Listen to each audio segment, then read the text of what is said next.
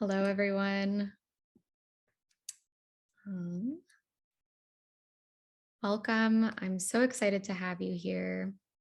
And we're just getting things settled. Thank you so much for joining us here today. This is our third Home in the Bay reading.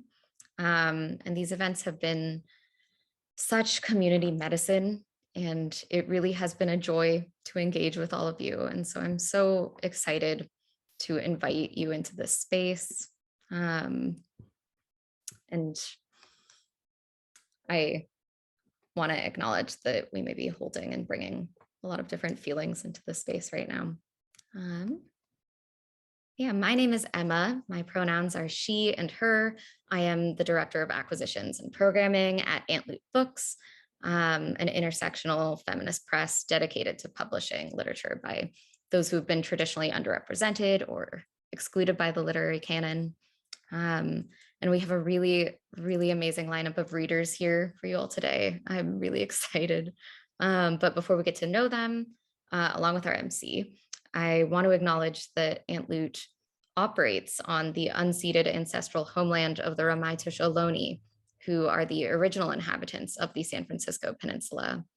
As the indigenous stewards of this land, and in accordance with their traditions, the Ramaytush Ohlone have never ceded nor forgotten or lost their responsibilities as caretakers of this place, as well as for all peoples who reside in their traditional territory. As guests, we recognize that we benefit from living and working on their traditional homeland. We wish to pay our respects by acknowledging the ancestors and the elders, the relatives, the Ramaytush community, and by affirming their sovereign rights as First Peoples. And this statement serves as an ongoing commitment to solidarity with the indigenous and First Peoples here. I am currently located on Lisjan Ohlone land and Huichin. I'm on the border. I encourage you all to pop into our chat and share the land that you are joining us from. Please pay your land tax if you haven't and you're in the Bay. Sogorea Te Land Trust, which is a partner organization of this project, runs the Shumi land tax, and we'll include links in the chat, and they're also in our presentation that we just had. But this is a really wonderful way that you can support the work of rematriating this land. Yeah. And we have subtitles, as I am hoping you can see. But if you're having any trouble following them, please send a message in the chat if you want any clarity on anything. We'll do our best to make this experience as accessible as possible. We're out there, we're checking the chat. And lastly, we have an interactive presentation that I am linking in the chat now. And we'll continue to resend throughout the event. And it's there that you can find more information about every reader, every organization, all these books, projects, everything we're talking about here. It's also where you can find the information to support everyone that you're seeing here. We have links to buy books, contact information, donation information. Part of being in this community is the flow of support. And we encourage you to hop in there and add in your links for people in the Bay seeking mutual aid, or Bay Area artists who you want to bring attention to, or just start conversations about what home means to you. Yeah. Without further ado, I'm so happy to introduce Kim Shuck, who is our humanities advisor for this project and our guide. She's an established poet, an activist, community organizer, editor, weaver, storyteller. Kim is such a powerhouse of community organizing and comforts, which I think the world really needs now. So welcome, Kim. Hi. I've got to say lately, introductions floor me. I don't know what to do with them. Thank you so much, Emma. And thank you everybody who's been involved in this project and everybody who's here today. We've been thinking collectively a lot about home and definitions, and I've been thinking about it particularly over the last week pretty intensely. And sometimes I think I know what it means, and sometimes I don't think I know what it means. I'm here in Ramaytush territory, and the indigenous people that I'm from are 3,000 cultures east of here. but I was born here. And sometimes I think it's about recognizing birdsong, knowing how the water works, the cycles of weather that are unrelated to the ones that are written down and things like that. And then other times, I'm not sure I know, but I think it's one of those concepts that we all make together over and through time. And I'm going with that one today. So our partner organizations for this project, which has been, this is the third of 3 readings, and a lot of thinking. Our partner organizations are the Anti-Eviction Mapping Project, Poets Reading the News, Sogorea Te Land Trust, Black Freighter Press, Poor Magazine, and at Lute Books. And our first readers are going to be the poets, who are remarkable in all kinds of ways that they will share with you. But they have always been really good community partners for me, and I really appreciate them all. Poets.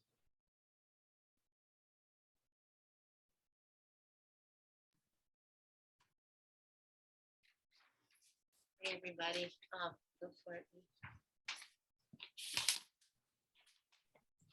We are your clients, your consumers, the people literary art calls the outsiders. We are houseless mamas and houseless daughters. We are poverty scholars. Our struggle is our art, and our art is our struggle. Our scholarship is from the streets. And we are the Poets Project, a poor magazine. Oh, Mateo. So first, thank you everybody for inviting us in. And beautiful Sister Kim started us out with the prayer and the words, the palabra, but I also just want to ask everybody if you can take a moment of silence for our brothers and sisters who died from the settler violence called private property. I want us to lift up our brothers and sisters who are on these streets right now, where so many of us came from, and who are dying because of the colonial crafted lie of poverty. Asheho, Mateo, thank you. So we're going to start with what we call our slam bios. We are the Poets Project, a poor magazine. That's poets in poverty, using the word to heal, educate, and relate how to survive and thrive in this stolen Americland lie. Shout it out with my brother D. No nonprofit organizer could speak for the Pope. No college professor could speak for the Pope. I could speak for the Pope because I'm on the Pope. Count my head, I'm on the broke on this block. You see me, because I own less than you. You diss me, these slums. My frustration, mine, this thirst, mine, starvation, mine, these wants, mine, these tears, mine. Displacement fears, mine. They're with me all the time. No president is mine, and neither is his government. They strip or resent, the class hate or resent. I don't count the institutions of power. I don't count to a racist coward. Picture me not once worshiping they flag, as long as they continue to deny and slag. Muteado silencio presente y me alegro. Mis palabras son mis balas, mi lápiz es mi arma. Muteado silencio, our words are bullets, our pen is our gun. So sit back and relax, because we're gonna drop out your minds. I am that Black woman that I am, who's celebrating my deliverance, liberation, and freedom from the broken lies of chains and deceit. I am that Black woman that I am. For you see, I no longer have to hide my face with that awful mask of shame and ignorance, but now I unveil it, reveal it, magnify it. I'm talking about the true beauty and strength that was always there. Yay! So these are our slam bios. Now we're gonna all read a short piece. We are all writers and we are all artists. We are also, like we said in our open, your consumers and your clients, those people that you don't look up that survive the violence of being outside. So I'm gonna do my slam bio. Evicted, swept, and kicked. That's because settler towns don't give a shit. Evicted, swept, and kicked. Yeah, because once you outside, it's over. And now we just want to look away because you're too hard to see in our eyes. Yeah, I'm a poverty scholar. That houseless mama, that houseless daughter, all those people you don't want to see, never want to be, look away from me. What you going to do? Arrest me? We're in their city. City. I'm a poverty scholar. I rocked my jailhouse attire because me and my po mama did jail time for the poverty crime of being houseless in this occupied indigenous holler. Yeah, I'm a poverty scholar. The melanin challenged daughter of a strong Afro-Boricua mama for without whom there would be no me. A mama soltera and a welfare queen. Okay, family. So again, all of us are poets and writers. We also do Poor Press. Again, thank you to Aunt Lute for inviting us in and for supporting Poor Press. Poor Press is a press of writers who have never been published, who are struggling just to stay alive, sometimes get ourselves fed and our babies inside. Writing and creating books and publications are often things we can't ever do. So this is an act of resistance for us to even create books. Go ahead, Dee, you're gonna start with your piece. Yeah, big shout out to E.K. Keith, Devorah Major, and Berkeley-based queer Jewish poet, Carla Shea. And this piece happens to come from my fourth book, Skeletal Black, Poems from Beneath the Poverty Line. And it's the title poem based on actual events, Skeletal Black. The fire department's shiny red engines wasted no time, arriving on the scene at 73rd and MacArthur, early Saturday morning in May. Station 23 happened to be around the corner anyway. Firefighters used axes and hoses on full blast, fighting it for hours. Tendrils of flame tore through the roof and windows. Spire of gray smoke glowed a flashing orange against the black sky before dawn break. Neighbors watched on, astonished from the flooded sidewalk as I was, as the conflagration of unknown cause, unknown to me anyway, destroyed 6 businesses the whole block patronized. 6 businesses turned to instant char, skeletal black. Days thereafter, a wreck stands on the street corner, but just barely. The ebony framing which once held the latest billboard, leaning over to the lower left like a certain iconic tower in Pisa, Italy. There's no more roof. A cascade of broken sheetrock, halfway fallen light fixtures on top of gutted rooms, scorched walls, no walls, or windows remain in front. Open scene of wreckage, still stinks of burnt wood and soot every time I walk past it.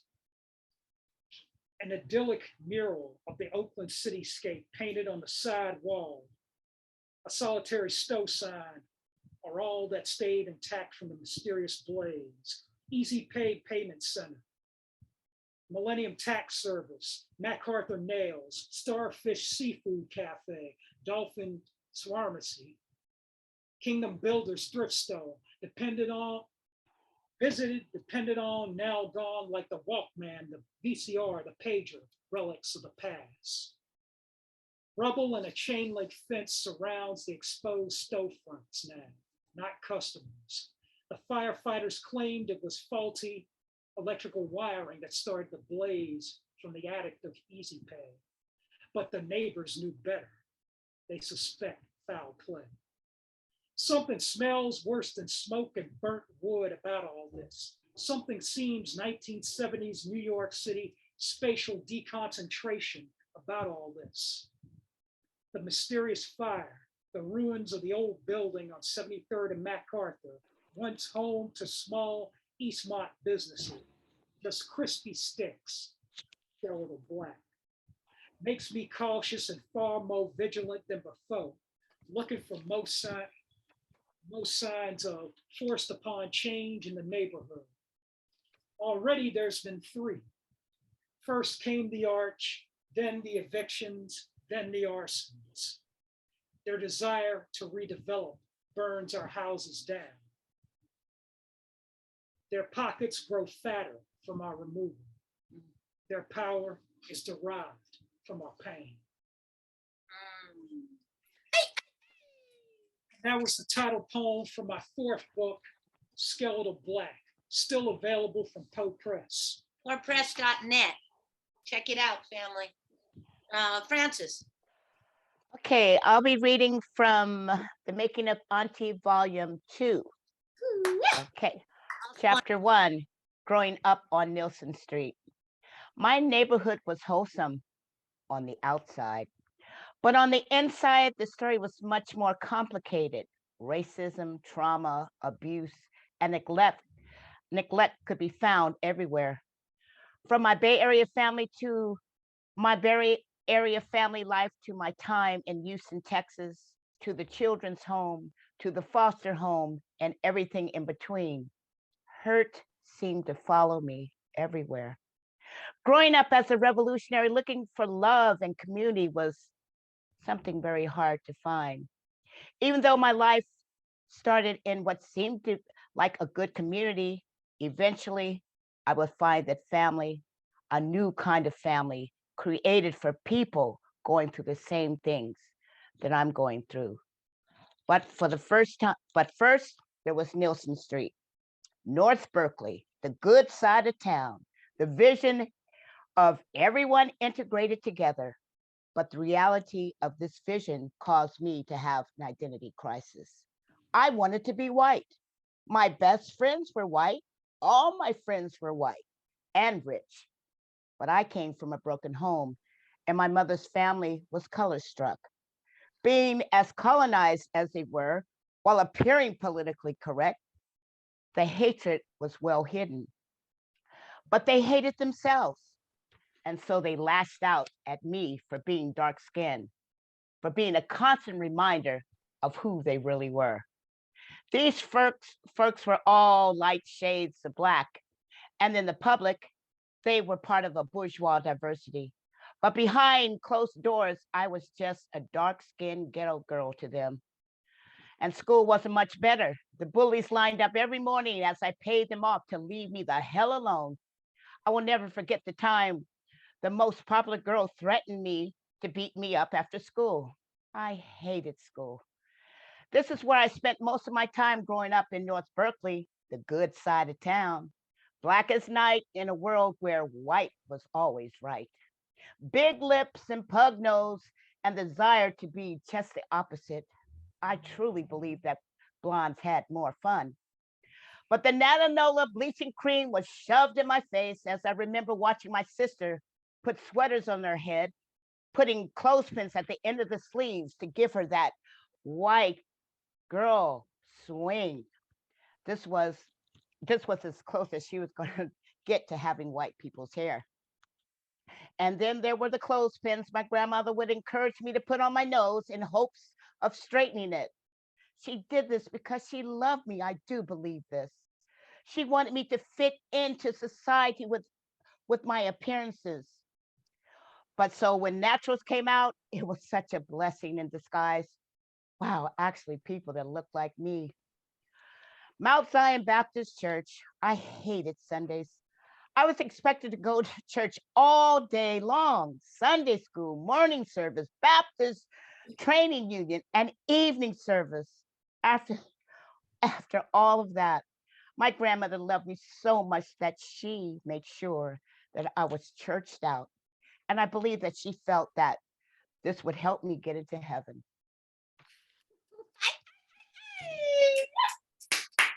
That's the Making of Auntie on PoePress.net. Go ahead, Luke. Man, bringing the spirits, the abuelitas, of the grandmas, with Auntie Francis. Puerto Con reminds me of my grandma back in Michoacan land, teaching my moms how to sing the songs of keeping the struggle alive. With beans and rice, with love and sacrifice. With beans and rice, with love and sacrifice. With patience and not waiting for the right time. Las tortillas a mano, just like you craft a movimiento, con cuidado, you need to know how. And see, even though I could hardly remember my grandma, mi abuelita, because I was too young to recall, I taste the revolution of my mama's cooking. Y las Adelitas, Ashata Shakur, Corina Gore, and indigenous people reminds me of the rebel spirit that lives in our indigenous people, Black and brown poe, that still lives. And we keep fighting, bringing the grandmas and the abuelitas. Oh, Mateo. Okay, last one, family. This is called Sister, Can You Spare a Crumb? And it's dedicated to my Auntie Carol, who we used to call the Screaming Woman, who was so broken that all she could do is scream out to someone, anyone, in the streets of LA. And of course, it can be sung to the tune of that 1920s, 30s, Brother, Can You Spare a Dime? They used to sell me on the American dream, and so I followed the mob when there were houses to clean or shoes to shine. I was always there, right on the job. They used to sell me about the American dream. Work hard and you'll get ahead. Why should I be standing here in jail, incarcerated for not having a roof over my head? Once I worked at Walmart in the checkout line, made it race against time. Once I worked at Walmart, now it's done. Sister, can you spare a crumb? Once I built a tower up to the sun, brick, rivet, and time, brick, rivet, and lime. Once I built a tower, now it's done. Sister, can you spare a crumb? Now in orange jail suits, gee, we look swell, full of that PIC smell. 500,000 women locked in this hell. And here I am with my mom. Say, don't you remember? They called me Nell. It was Nell all of the time.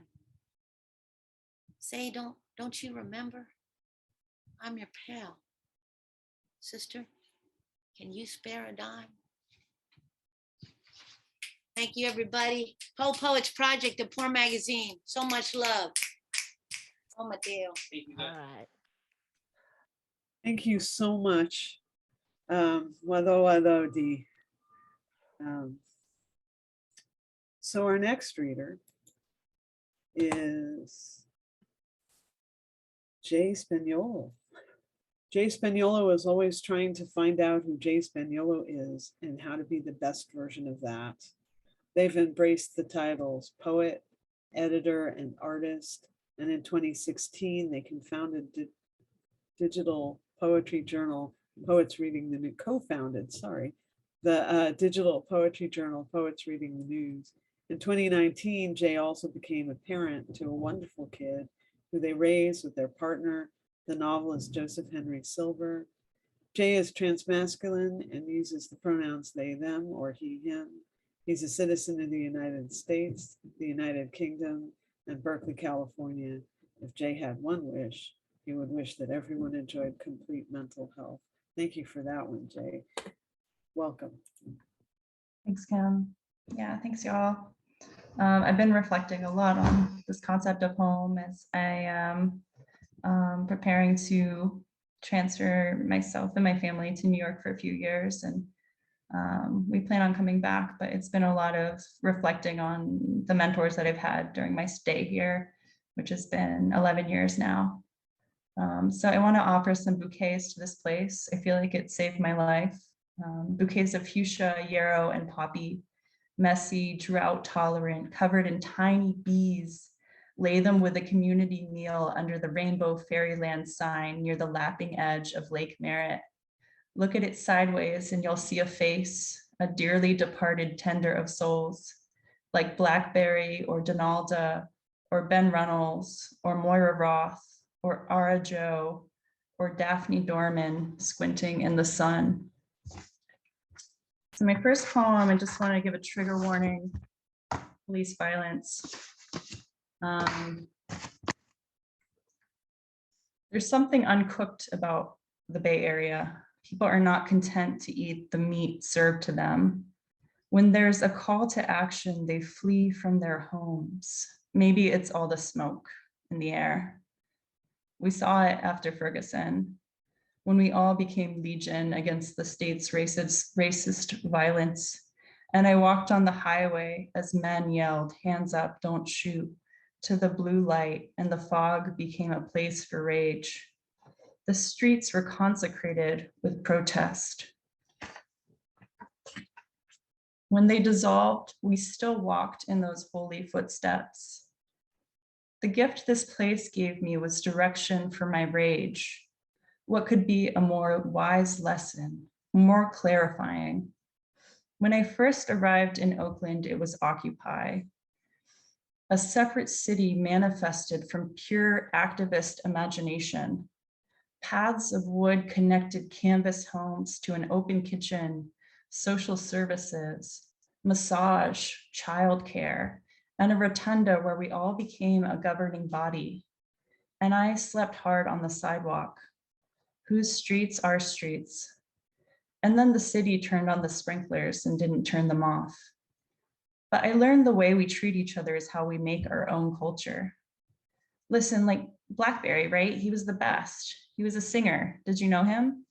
He started a queer and trans open mic with kinfolks in Oakland. He was so nice to us young people. He gave us so much love, and not just the love of space, but the love of ourselves. It's where I first performed. It's where I first learned that I could stand up and say something. We all can, and he taught us that. And I was at Pride too, carrying my shame in a flask. And I was in the Castro when the Supreme Court ruled that same-sex marriage was legal, an ill-gotten victory, but we were smiling in the sunshine when Peaches played. And I was in the arms of such beauty, swooning. Like when People's Park was formed, did you know that volunteers made that park? First, the UC demolished over a dozen houses and then just left the bits of wreckage there. And then neighbors started bringing in sod and planting flowers and trees and making soup in big old metal trash cans for everybody to share. And I guess nobody got sick, and doing poetry readings and making music. And then, of course, it became a place where lots of people lived. I went over there all the time, smoked weed with people by their tents and talked with them. One man I met, I said, "You seem exactly my age." We were good people. A trans girl I met, she said she was out there because she has brain damage from getting her head bashed in by a cop in the early Pride marches. Some of those people on the streets, they're the victims of protests, damage from our society's progress. Some of those people on the streets are our elders. My daughter asked why, because she wants to understand the logic of things. But for some things, there is no good logic. My daughter knows some people don't have homes, and she points out places where they could live, like tall, gleaming new apartment buildings or dark and abandoned investor houses, more poker chip than home. I've learned you haven't pulled out a weed unless you pulled out its roots, and you get it before it flowers and sets seed. That's that. And I have one more. They're both really like, I just wrote them for this event, so they're pretty incomplete. But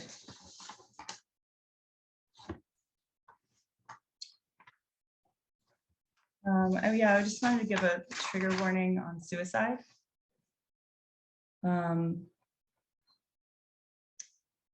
There's a gas mask on the porch table. I've been slowly unearthing the paint of another era and dropping their matches. There's lead and asbestos in the walls and floor. That's what people used to build houses with, poison. So I was trying to get rid of some of it. The gas mask is there because I learned getting rid of poison can be more dangerous than ignoring it. Everything in this house feels like a symptom of my exhaustion. The toolbox half closed, lid yawning. The leather bag with plum juice on the bottom, candied. The shoes not facing each other, everything dusty, low pressure, pulling on my balloon strings.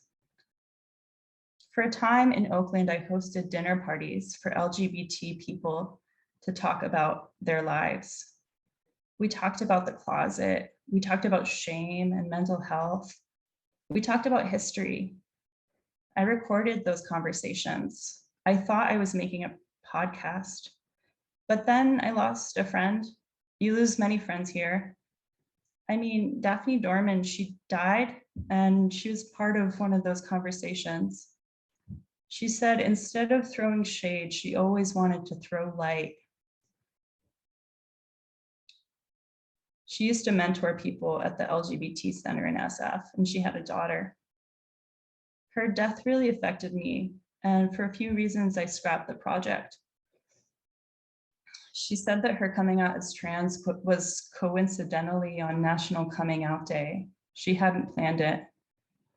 And then a few years later, she committed suicide almost on that same day. And that made me think a lot about the closet. She spent most of her life in the closet. The closet is for when you're born in the wrong society. The closet is for when you decide you can't be real. It's a very painful place, but the closet can also keep you safe. And she made me think about how sometimes you find what you thought was success, and the world is crueler than you thought. She made me think about what happened was, I haven't told this story. It's not my story to tell in some ways, but I did love her.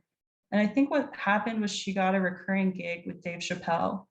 She was an aspiring comedian, and he liked how she told him his transphobic jokes were funny. And she was hilarious, but very amateur. She'd barely done any gigs. And I think what happened was the public came after her. And I think what happened a few days after her Dave Chappelle show is she died. And I think what happened is he made another special about it where he blamed trans people for her death. And I think what happened is I will never be able to forget, there's a reason why people flock here from the Midwest and the East Coast and the South and the desert, sort of like LGBTQ refugees.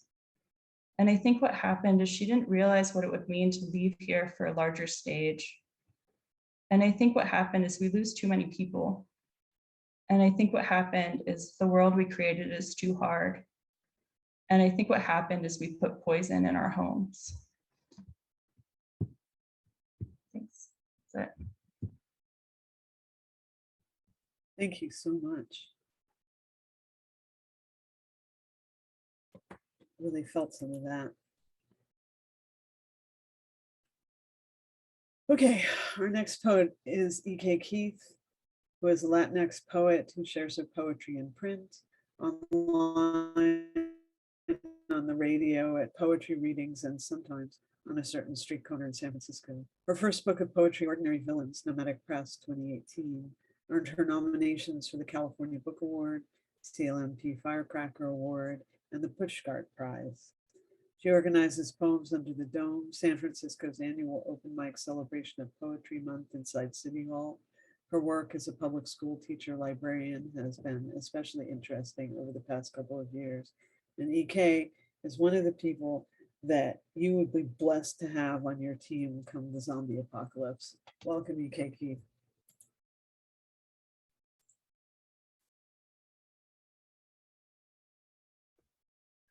Thank you, Kim. And thanks to Aunt Lute and all the readers. It's really a pleasure and an honor to be here today. So I picked out a short set on this notion of home. So I'm going to start with where I'm from. I'm a transplant from Houston. This is called the Houston Heights. I grew up in an old neighborhood crisscrossed by railroad tracks, a neighborhood with a history. And my family is part of that history, even though none of us managed to hold on to any property there. So we've disappeared like so many other families whose histories are leveled by real estate developers. We know that gentrification is a fancy way of saying rich people moved in. We know that white power is money. And when rich white people moved to our neighborhood, they quickly priced out Mexican families, Black families, poor white families, elders, and finally, the white artists who attracted them to our edgy neighborhood in the first place. I don't know why it's important to remember what it was like, what has been lost, but it is. The dots on my map have all disappeared. This next piece, also about home, it's called I Learned All My Spanish in School. I never tried to pass for white, but I have been passed because it's good to be white in America. And mother knows best to give a not quite white baby white names that don't explain such dark eyes and such tight curls. My name never stopped mean girls hissing gringa cola prieta and guerra and taco, brown on the inside and not quite white on the outside. You would not believe how white people talk about other people when they think you're white, how it's more polite to say Spanish instead of Mexican, and the subtle shift in tone when your Mexican is discovered, your tortilla is uncovered. I never tried to pass for white, but I have been passed because white people who like me want to give me the benefit of the doubt. And let me tell you, sister, there's nothing like white privilege, and my mother knew it. So when people would ask, are you Italian or Greek? She would laugh and say, good guess. It's so disappointing.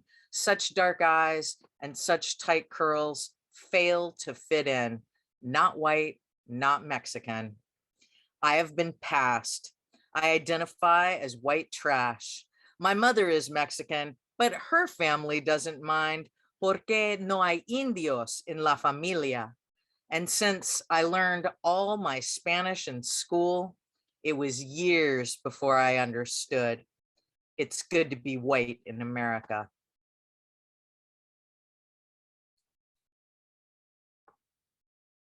So this next piece is really about the opposite of being at home. Mass incarceration. America reaches for delusional bootstraps that slap back like a belt, whipping people of minimum wage.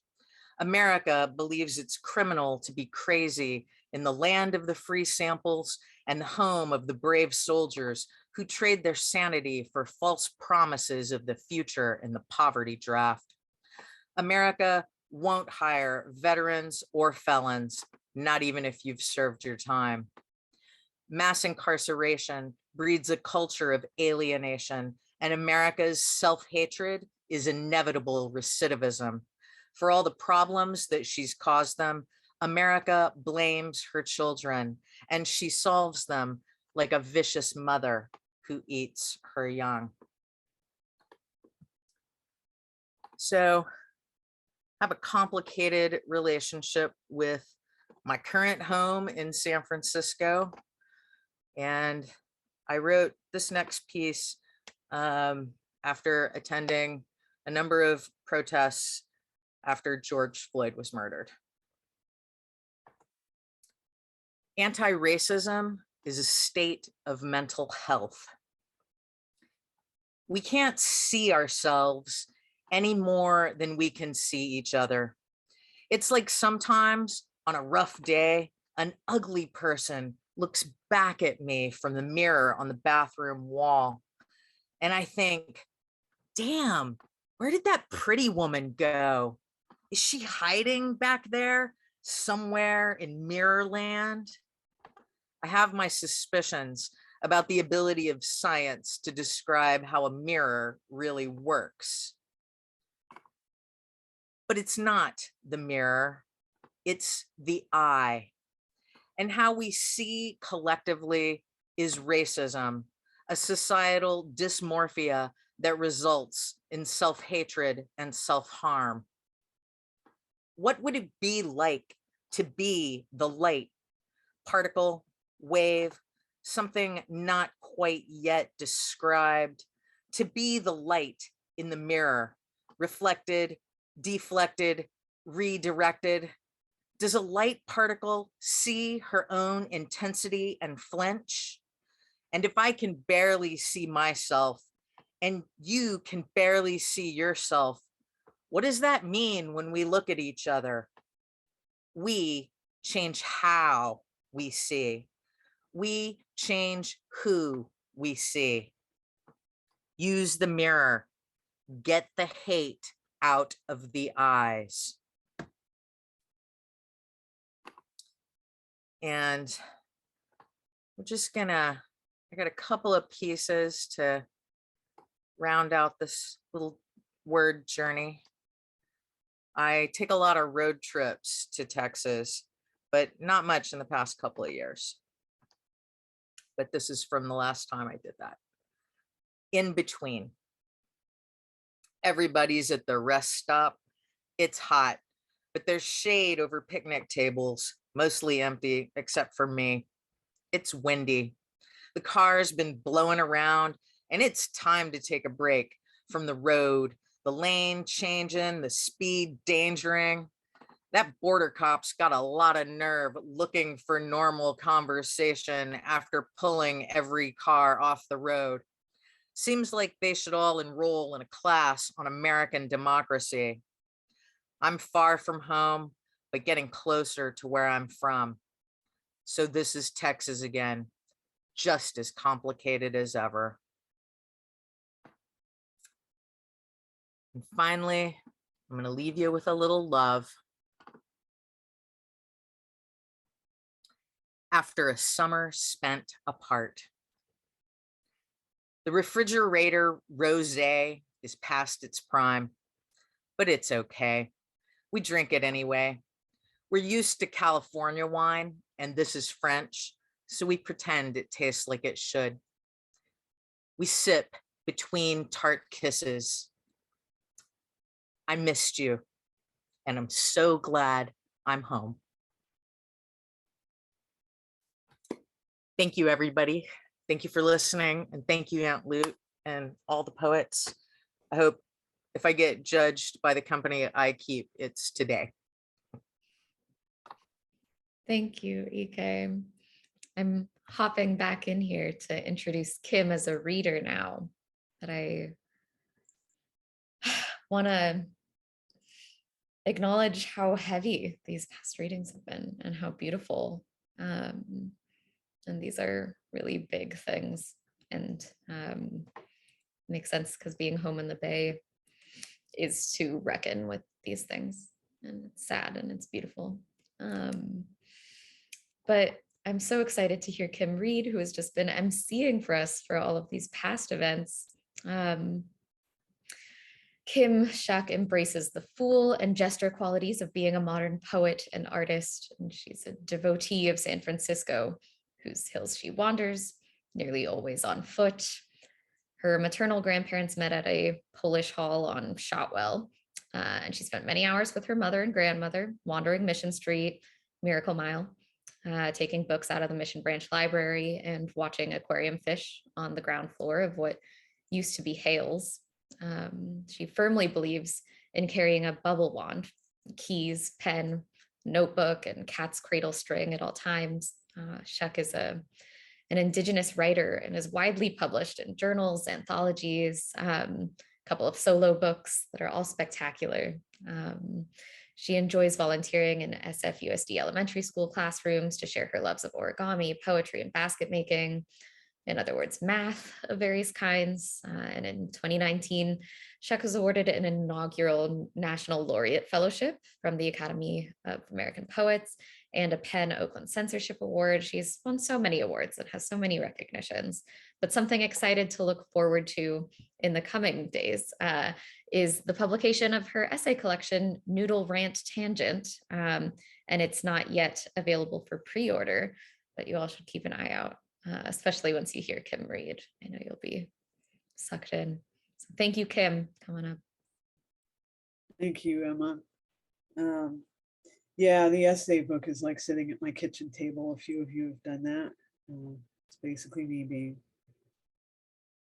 flippant a lot. I do a lot of road trips to these in these recent days, more than over the last couple of years. And this is a poem about home in a different way. East facing break her horses, sung up the coastal wind. Run the beaches round this way. Run the opening notes of the cry song, the one we need. We're heart sore, just before the pass. Wrapped in sunflowers, wrapped in yellow. This dry year traces runoff from hillcrest in growing green channels, green life, tree leaf baffling the rock. Fire roads, lightning on the hill, tended lightning.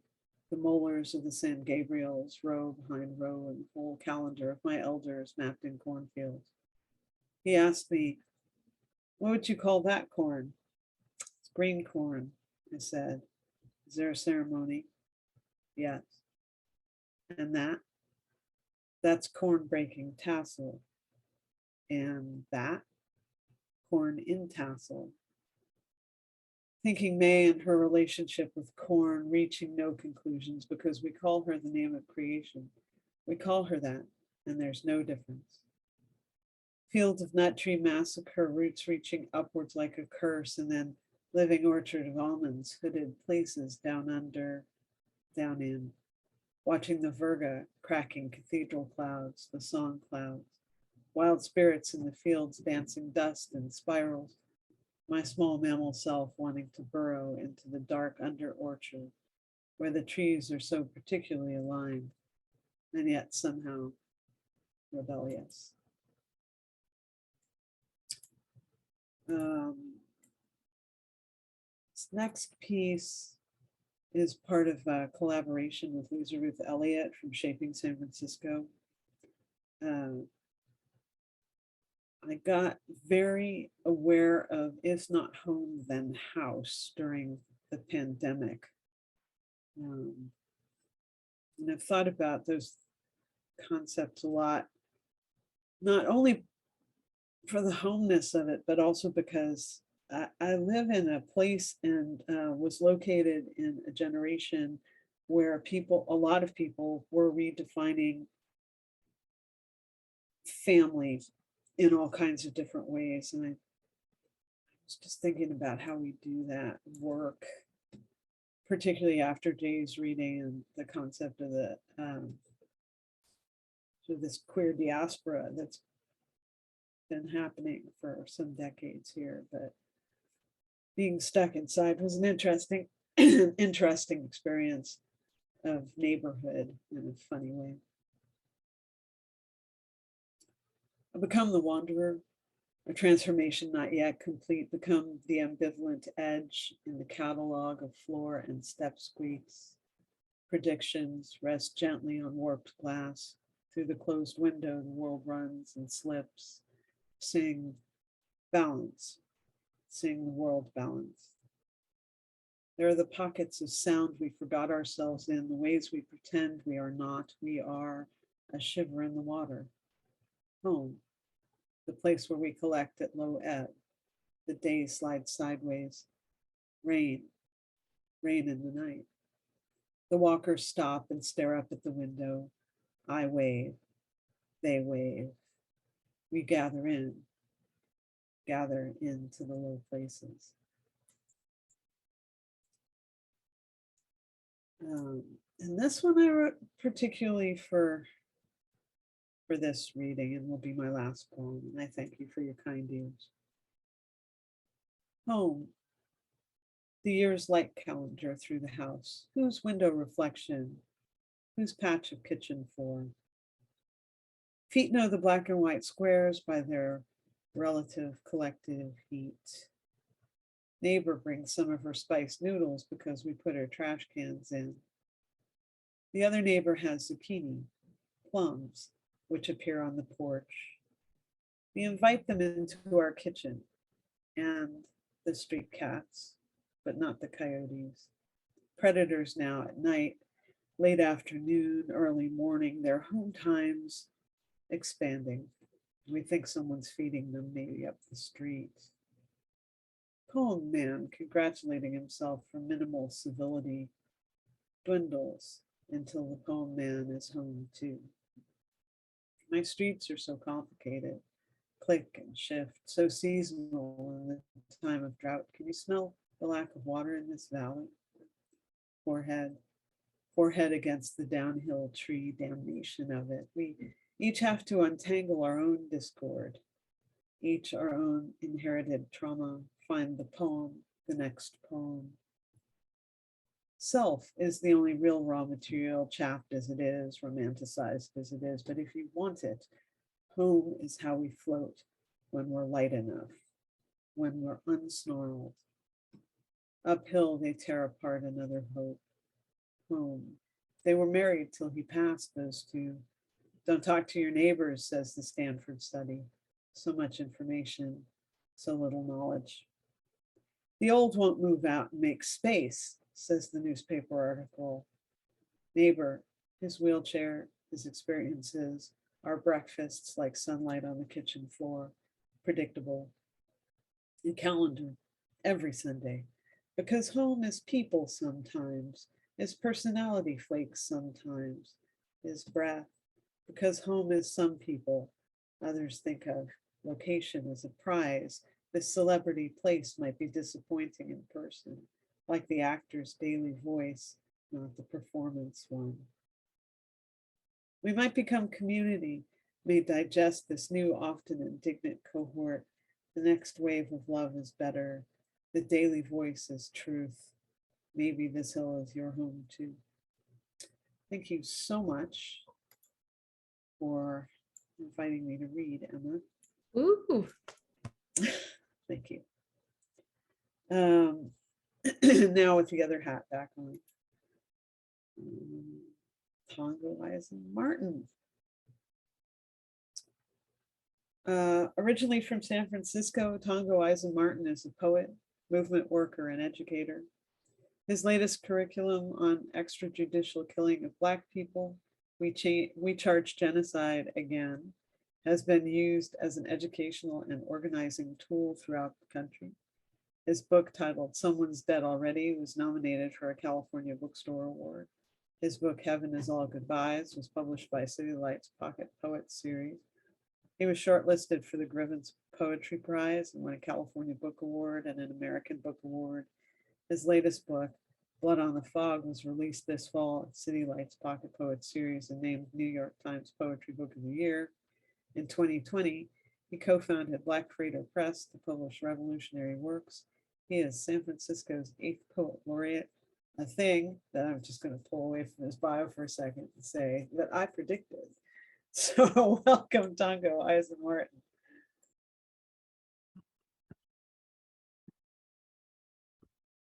The boss belongs to the masses now. Got the boss likeness on a string like a love poem. Wild stride speeches replace memories of the boss. We got machine guns in the communist bar tonight. We're naturals in the communist bar. Boundaries are just a little death. We stand outside the gates of San Francisco listening to some good preaching. Congratulations. Your mercenaries hurt, your money jungle hurts, your mouths hurt. Merchants of frenetic white flight, luckless and therefore well-armed primitivism, reaching down into the patterns of your soul, making for funny stories. I hope they didn't name any schools while they had those kids in those cages. Joy returns to decent revolutionaries, puts a hermitage into fascism. St. Fallujah thumping your shoulder is family and needed. God crawling in between the bullet heat. Yes, our grandparents' God, thought experiments and the last words of Black organizers. Let's make a periodical of their last words, Lord, of the remaining addresses of Black power. We become Angola on both sides, a humor of axes, a foot race through public property, remilitarized, pork improved, celestial pork, platinum minted pork, choose your words carefully, pork. The first mirror was clay, the first human was not. Humanity recommencing near the weight pile. It would be nice to sound universal, not heroin, old heroin passing messages, heroin left laying around an empire, a colonized intellectual as a guest in their own hand. It's like a life's work, depends on replicating Birmingham caravans or particularly Birmingham. 1 to 5 shells flying at the state capitol sign. Thank you for the resources. Big band scatting up the throat of a surrogate fascist in love with a one eyeball at the parade with tuxedo colored guns, marrying the cowardice. A rerunning white politician is born in a black neighborhood taken as a stage of history. Born of a black messiah, taken as a focal biography, is born black. Legislation, some dimension fused to the side of loud steps. Copper summer riots, but still some blood involved, still some necessary slums involved. Ragtag armies massed in Western height and primary emotions, delight of cocaine, both warped and not warped enough. Images can be cousins. What happens when you step outside the country's sugar gorging? Hey, what good are you all to the world sitting in heaven? Who are we gonna lay our books for? Who's gonna touch the knives at night and sing to the gaps in between shadows, gaps between our love? Who's gonna teach our knives to sing Tobacco Road? Teach them that they are family. A picture of black socialists in a perfected boneyard, in a tributary boneyard, whispering in cheekbones, dimming the wind, a black socialist who will live for 100 years in this graveyard to make this point, that we're in too much pain for naming ceremonies, that ancestors need to inflict on the world our continuity. 1,000 good deeds decorate the 20-year police precinct janitor. A janitor who called it, who knee slides, but not like you, telling you of a half-dead humanism to pass the time, a math teacher in their little red book. I used to dream of revolution and even enjoy the dream. Our perfect confidence in the sun, in commemoration. Every tambourine 1,000 miles in every direction playing in a California rent party. Rattlers dancing and bleeding over guys non-white in skin, waiting for the cornfield to shrug. We are forgetful, but your ancestors nevertheless. Slowing down the poem to the speed of sweet lights, the speed of bedless deaths, the bones of fast friends near a pile of first fruits, a pile of imperialist failings, oppressor and oppressed give their guns the same nickname. Underground working class sort of goes back to school, sort of studies revolution. The summer belongs to itself now, as does a sharecropper's guide, as does the death mask. Real advice from Malcolm. Real rose cores over my Memphis skeleton. A 10 apart before dying, playing to our waning blood pressure, our penny-plated gun, the last of the space-time tuck. White people would have sold us standing naked on anything. Would have sold us off a huge garden crystal or peacock feather. Would have sold us off a stack of doo-wop records if they could. Would have sold us off the perfection of the cosmos. Forestry of drug paraphernalia, suburb spikes in the grass, syringe jungle like a sick bed, execution needle that became a society's bottleneck. Preamble, news talker, nuclear scientists thank for their work. Activists who don't scream black power, rather black component. A painful season gone sentient and well-dressed, taken as a whole, taken in puppet skin. A sentient Sunday that married 15 sticks to dynamite. We are houseless now and dancing our waistlines into a courtroom floor. Atlantic Ocean throwing my voice into the city weeds of the other Confederacy. I double down on this poem, on this gang friendship. Signs of apocalypse in all directions. I run this poem into the ground. On my 5th skip meal today, Lord, we become even better friends. Dollar store notebooks in a mass context, pink cap full of bullets, California color line is played out with necro protest types who sleep on the other earth while we're waiting to shoot on a muralist behalf, just waiting to shoot an old man's truancy of source or tear stain on a Panther pamphlet, houseless bookseller speaking about Lil Bobby the Conqueror, a crisis of open air corrections, chemical extradition, and war songs wearing off. Around the corner from South Texas, you pretended that prison is a river. You married your American cop. Black skin, white mantras, like normal speed bullets, changing a normal life, like walking back to the United States in defeat.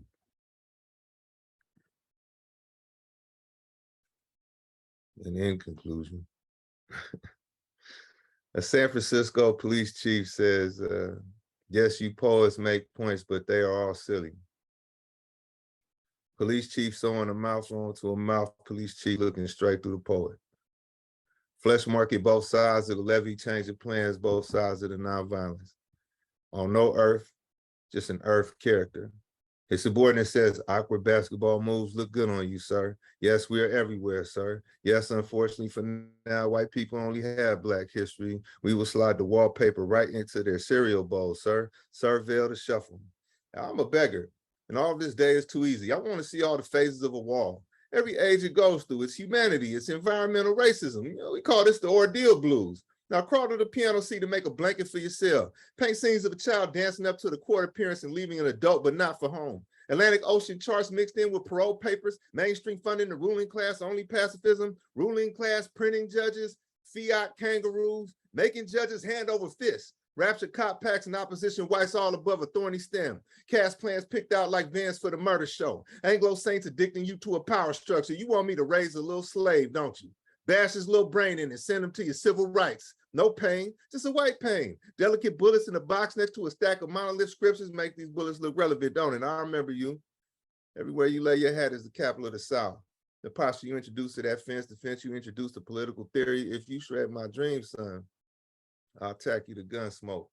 The suburbs are finally offended. This will be a meditation too. Much love, y'all. Thank you, Tongo, as always. You're amazing.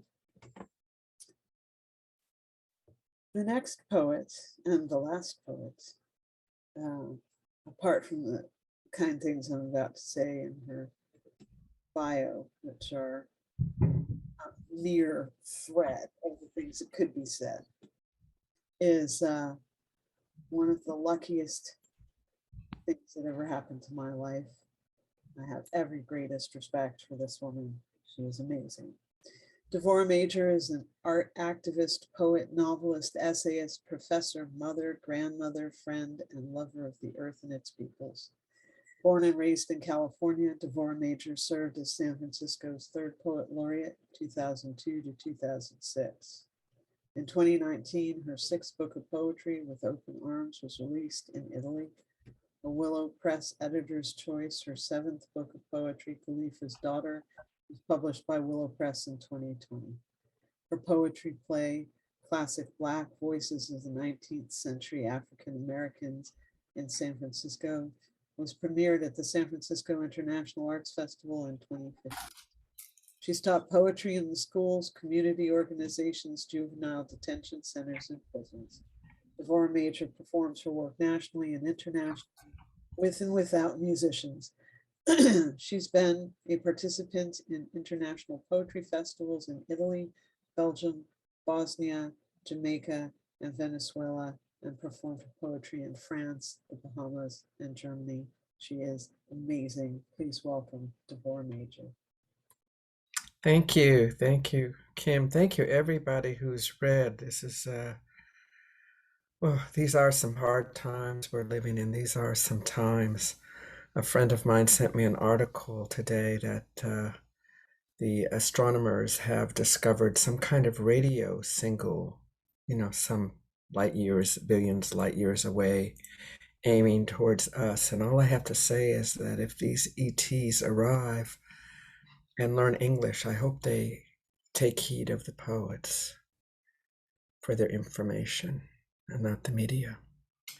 I want to start with a small poem about the first time I felt at home was when I was, my maternal side of the family is West Indian, when I was there, and I don't much know my maternal side. So this is called Returning Home, and the home is the Bahamas.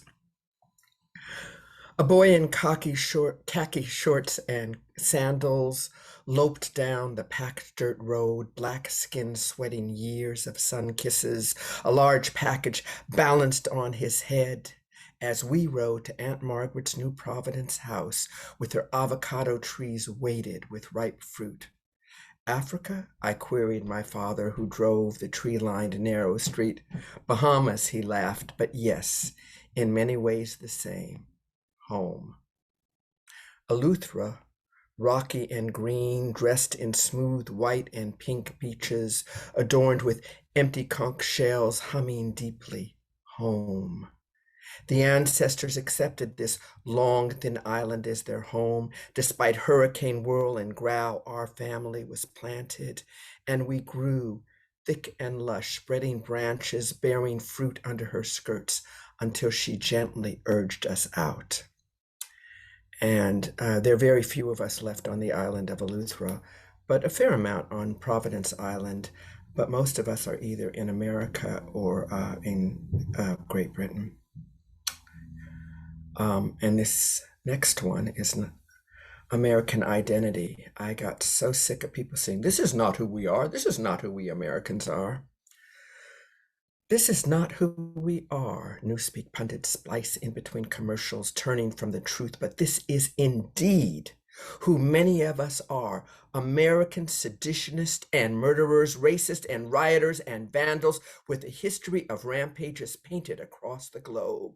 Ask a horsewhipped Haitian immigrant who he knows Americans to be. Ask an Iraqi widow. Ask an Afghani farmer. Ask a starving Guatemalan child. Ask an Agent Orange deformed Vietnamese peasant who we Americans truly are.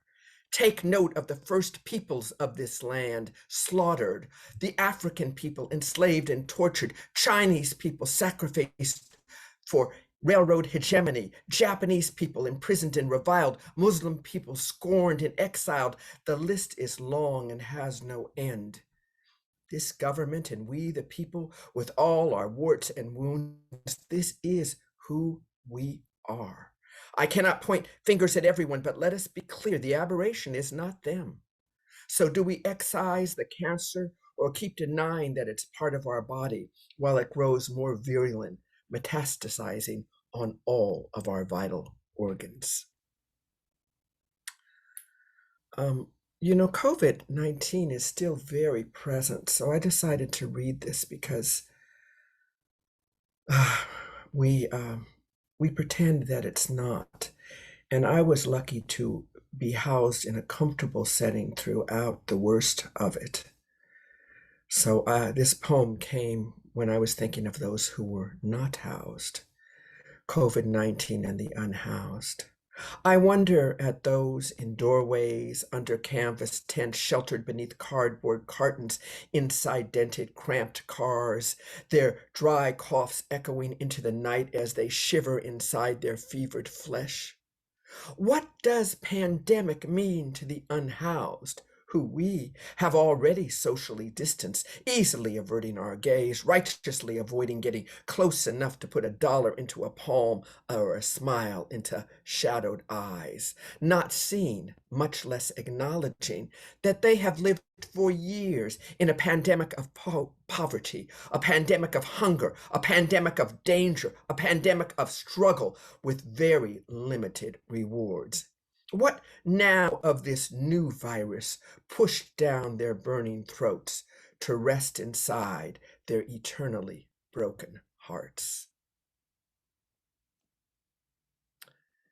And I'm going to end with this.